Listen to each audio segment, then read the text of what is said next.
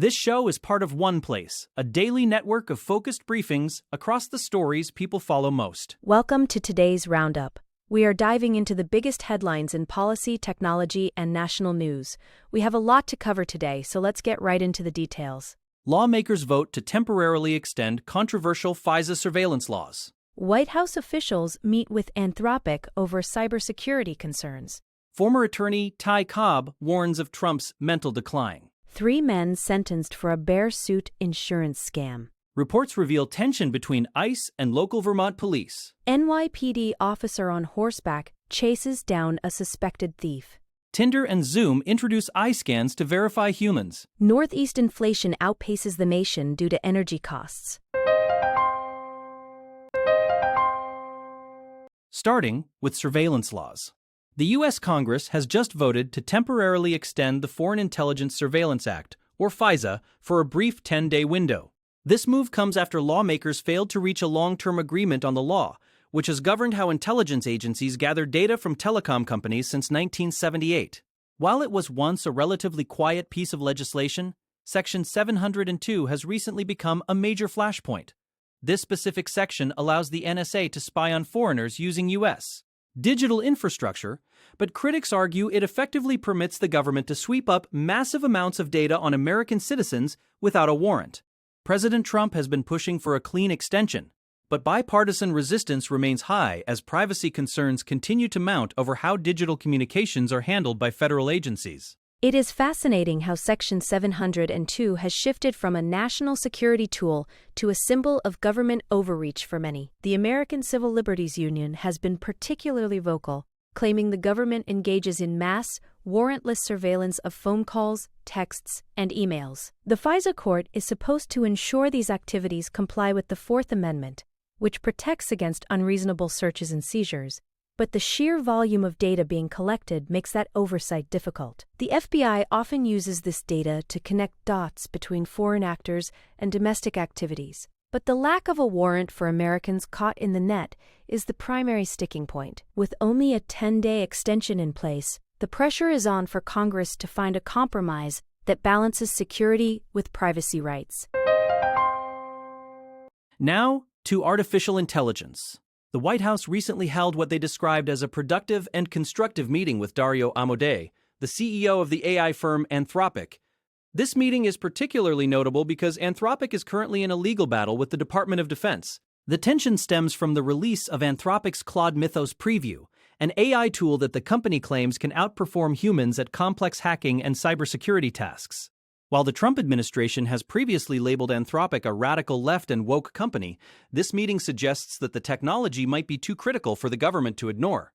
The discussions focused on finding a balance between fostering innovation and ensuring national safety, especially as these AI models scale up and become capable of finding and exploiting bugs in decades-old software code autonomously. The legal drama adds another layer to this story. Anthropic sued the Defense Department after being labeled a supply chain risk, a designation that essentially bars a company's tech from government use. Anthropic argues this was retaliation because they refused to give the Pentagon unfettered access to their tools, fearing they would be used for mass surveillance or autonomous weaponry. Despite this label, many government agencies are still using Anthropic's tools because they are so effective. During the meeting with Treasury Secretary Scott Bessent and Chief of Staff Susie Wiles, the focus was on collaboration and shared protocols. It seems the government is realizing that while they may have political or security disagreements with the firm, the capability of the Mythos model is something they cannot afford to fall behind on in the global AI race. Next, a political warning. Former Trump White House attorney Ty Cobb has issued a stark warning regarding Donald Trump's mental state. Cobb, who served during the first term, told MSNBC that he believes Trump's mental decline has definitely accelerated. He pointed to recent outbursts against figures like the late Rob Reiner, Robert Mueller, and even Pope Leo XIV as evidence of what he calls malignant narcissism. Cobb explained that during his time in the White House, there were guardrails in place. Figures like General John Kelly, General Jim Mattis, and Nikki Haley were there to talk the president out of impulsive or out-of-bounds decisions. Now Cobb laments that those guardrails are gone, leaving Trump more susceptible to manipulation. He specifically suggested that foreign leaders might be using this perceived incapacity to influence major geopolitical decisions, such as military actions in the Middle East. Cobb's critique goes beyond just personality, focusing on what he sees as a shrinking vocabulary and an increased reliance on profanity and threats. He drew a sharp contrast between how people view Joe Biden and how they should view Trump. While some see Biden as a benevolent grandfather losing his memory, Cobb argues that Trump's situation is far more dangerous because of his impulsive nature. He expressed deep concern that without experienced advisors to check his instincts, the decision-making process in a second term would be entirely different and much more volatile. This commentary from a former insider adds a significant voice to the ongoing debate about the fitness of the candidates. It highlights the internal dynamics of the previous administration and raises questions about who would be in the room to provide balance if Trump returns to office. Moving to a bizarre crime. In a truly strange case out of California, 3 men have been sentenced for an insurance scam that involved a man in a bear suit. The group attempted to defraud insurance companies by staging fake bear attacks on luxury vehicles, including a 2010 Rolls-Royce Ghost and 2 high-end Mercedes models. They even provided viral video footage as evidence, which appeared to show a bear rummaging through the interior of the cars in Lake Arrowhead. However, the plan fell apart when biologists from the California Department of Fish and Wildlife reviewed the footage. They quickly determined that the bear was actually a human in a costume. This led to a state investigation dubbed Operation Bear Claw, where authorities eventually found the bear suit during a search of the suspect's home. The total fraud involved? Over $140,000 in payments. The suspects, Alfia Zuckerman, Ruben Temrazian, and Vahe Muradkanyan, pleaded no contest to felony insurance fraud. They have been sentenced to 180 days in jail along with 2 years of supervised probation. State Insurance Commissioner Ricardo Lara noted that while the scheme might have looked unbelievable on video, it was exactly that, a total fabrication. It is a reminder of the lengths some will go to for a payout, though using a costume to fool experts in wildlife biology was clearly a massive oversight. The case has gained significant attention online due to the sheer absurdity of the footage. It serves as a victory for the state's fraud division, which used a combination of biological expertise and traditional police work to shut down the operation and hold the individuals accountable for their creative but illegal attempt at a payday. Shifting to immigration enforcement. Newly released police reports from Vermont describe a very tense standoff between federal immigration agents and local law enforcement.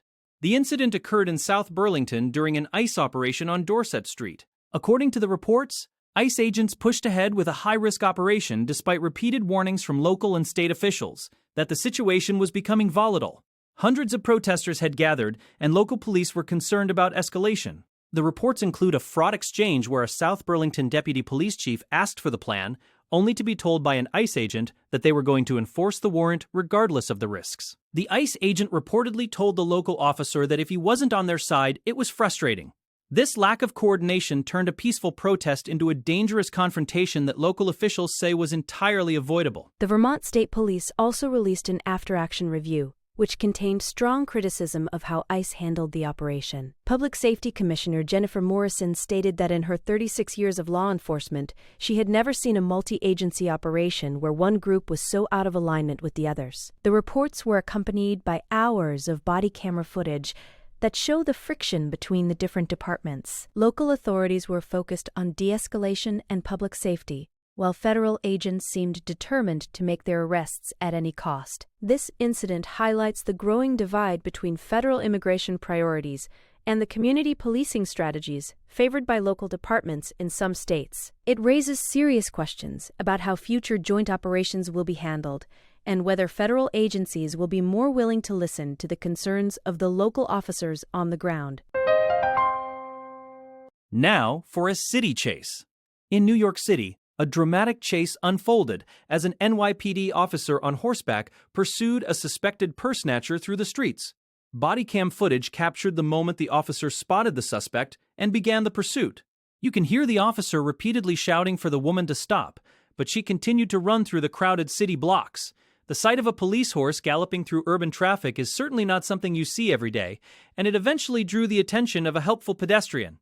That bystander managed to stop the woman, allowing the officer to catch up and detain her. It was a high-stakes moment that showcased the unique role the NYPD's mounted unit still plays in modern policing, especially in areas where a horse can navigate through traffic more effectively than a patrol car. The woman has since been charged with larceny and providing false information to the police. Interestingly, authorities revealed that she had a significant criminal history, including a prior conviction for murder back in April 2000, related to the fatal shooting of a cab driver. She had served time in prison for that crime before this latest incident.